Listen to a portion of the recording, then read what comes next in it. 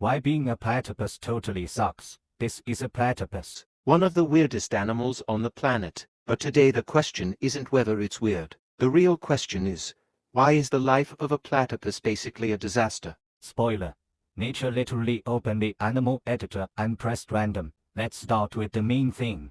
A platypus is a mammal, but it lays eggs. It has a duck-like bill, a beaver-like tail, and otter-like feet. When scientists first saw a platypus in 1799, they thought it was fake. They literally looked for stitches where someone had sewn a duck's bill onto an animal, because honestly, it looks like something assembled on AliExpress. Alright, maybe the platypus has some cool abilities. Actually, it does. When it dives underwater, it closes its eyes, ears, and nostrils, which means it swims completely blind. But its bill can detect tiny electrical signals from nearby animals. This ability is called electrolocation. So instead of seeing its prey, the platypus senses it like a leading metal detector. Congratulations, you're basically a biological radar with a. Now let's talk about food. Platypuses eat worms, larvae, and small crustaceans, but there's a problem. They have no teeth.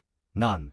So here's what they do. They dive to the bottom of a river, scoop up mud, rocks, and food, and store everything in cheap pouches. Then they swim back to the surface, and grind the food using the rocks. Yes, they literally chew its stones. This isn't a diet. This is a natural blender.